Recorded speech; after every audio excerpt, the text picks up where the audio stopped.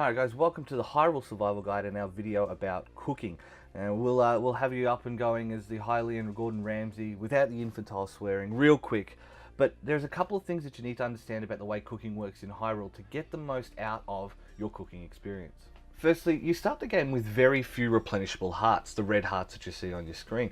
So cooking basically any small food item will increase the amount of healing that you get, and that's usually enough to get you through a lot of the early game. Find a fish, put it in the pan, cook it, done. It will increase the amount of healing that it gives you. However, the true truth of cooking is to get as much as you can out of the buffs that each food provides. So for example, you can have extra temporary hearts, you can increase your attack, defense, speed, stealth, and you can also improve your stamina as well.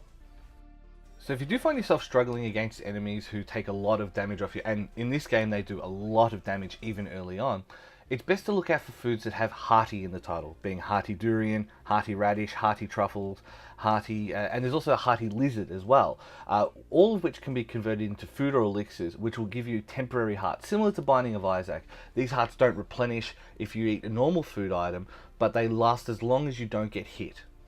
Similarly with attack and defense, you can find food items in the world that will actually have a hidden component which will increase a particular attribute in the game. So for example, if you find things like mighty bananas or mighty thistle, they will increase your attack power depending on how many of them you put into the dish. Similarly for defense, we have iron shrooms, almond carbs, and amaranth, all easily accessible items that will increase the ability of those particular buffs to help your game as you go along. Similar to attack and defense, there are also speed and stealth buffs. However, when it comes to traversing the world, the most important one you're going to find is temperature control. So some will actually increase your ability to deal with hot temperatures and cold temperatures, and finding the foods that are going to increase that cold and heat resistance are really important for making your way around the world.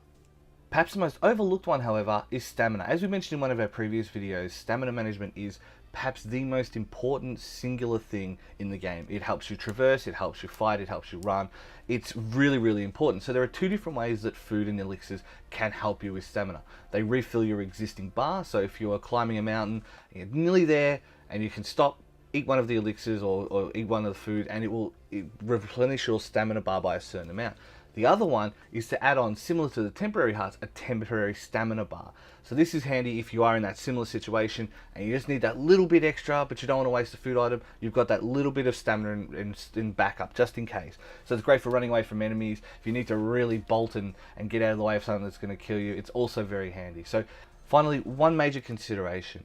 When you are eating your food, remember that buffs do not stack. So if you eat a speed boost food and an attack boost food, the attack boost food will be the one that takes precedent because you ate it second. So whichever one you eat second will take precedent over the first.